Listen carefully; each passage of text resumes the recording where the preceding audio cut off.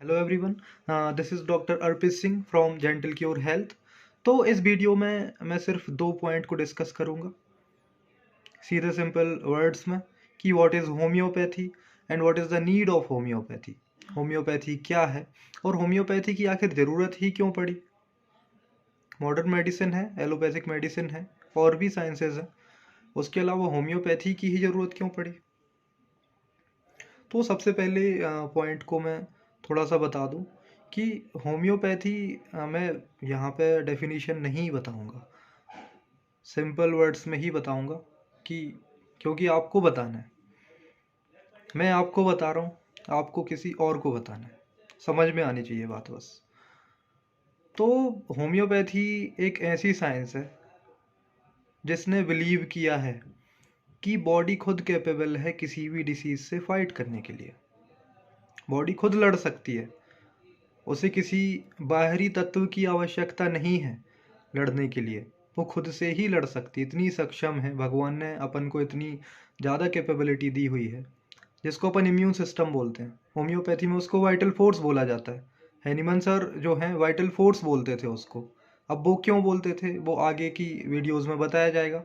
और cantt sir उसको simple substance बोलते थे। अब वो सिंपल सब्सटेंस क्यों बोलते थे वो भी बताया जाएगा।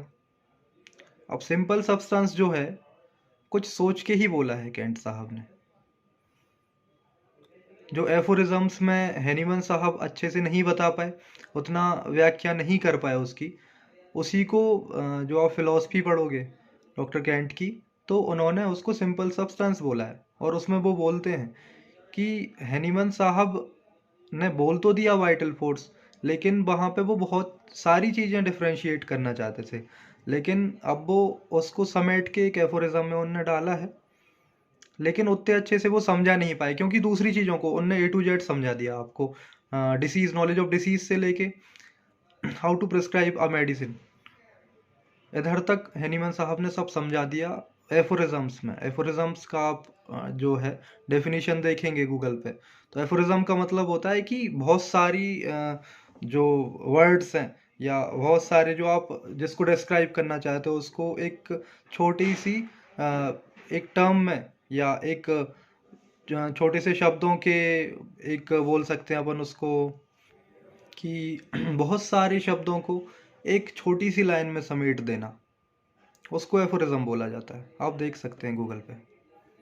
तो बात चल रही थी कि होम्योपैथी क्या है। तो होम्योपैथी ही एक साइंस है जो बिलीव करती है कि वाइटल फोर्स जो है वो खुद से कैपेबल है लड़ने के लिए डिसीज से। अब बशर्ते वाइटल फोर्स कैसा होना चाहिए, हेल्दी होना चाहिए। एफोरिज्म नंबर 9 में बोलते हैं नीमन साहब कि हेल्दी कंडीशन में, वाइटल फोर्स की हेल्दी कंडीशन में वाइटल फोर्स कैपेबल है किसी भी डिसीज से लड़ने के लिए, किसी भी डिसीज से लड़ने के लिए, बशर्ते वो हेल्दी हो। जब वो वाइटल फोर्स पर दूसरी चीज़ें डोमिनेट करने लगती हैं तब ही डिसीज बोलते हैं अपन उसको। वाइटल फोर्स जब इतना डिरेंज हो जाता है या वाइटल फोर्स जब डोमिनेट हो जाता है कोई डिसीज वाइटल फोर्स पर, तब डिसीज अपन बोल देते हैं उस चीज़ को। क्योंकि अब वाइटल फोर्स जो है उतना कैपेबल नहीं रहा कि उस डिसीज से फाइट कर पाए। इसलिए ही अपन होम्योपैथिक मेडिसिन देते हैं उस वाइटल फोर्स या फिर मॉडर्न टर्मिनोलॉजी में बोल दो इम्यून सिस्टम को जगाने के लिए ही अपन होम्योपैथिक मेडिसिनल सब्सटेंस देते हैं। इसलिए ही कारगर है होम्योपैथी दूसरी पैथीज की तुलना में। यहाँ पे थोड़ा सा आपको समझ में भी आ रहा होगा कि अब नीड का भी आंसर मिल गया होगा कि नीड क्यों पड़ी। अब वो भी मैं बता देता हूँ। जहाँ एक तरफ दूसरी पैथीज, मैं नाम नहीं लूँगा, ये बिलीव कर रही थी कि बॉडी डिसीज्ड हुई है तो केमिकल डालते जाओ तो आप ठीक होते जाओगे। ऐसा नहीं होता कि बॉडी है उसमें आप केमिकल डाले जा रहे हो, हाँ ठीक है, ऑर्गेनिज्म है, उसने जो जो भी ऑर्गेनिज्म है जिसने अफेक्ट किया है आपकी बॉडी को वो तो मर जाएगा, लेकिन उसके साथ में आपकी बॉडी भी तो अफेक्ट हो रही है उन केमिकल्स से।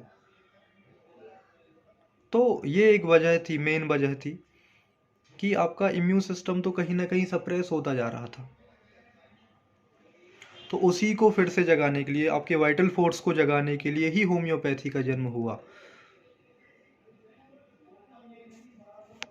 आप होम्योपैथिक मेडिसिन के जरिए ही आप अपने मूल स्वभाव में आ सकते हैं।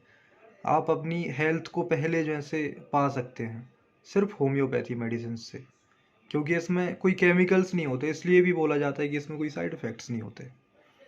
तो ये 2 पॉइंट्स थे, और आगे बताया जाएगा आपको धीरे धीरे। और सब्जेक्ट्स का भी नॉलेज लेंगे, क्योंकि हनीमन सर ने ही बोला है, knowledge of disease, knowledge of medicinal substances, and how to apply this knowledge to disease knowledge. Thank you. दोस्तों, वीडियो को लाइक और gentle cure health YouTube channel को जरूर से सब्सक्राइब करिएगा। Thank you.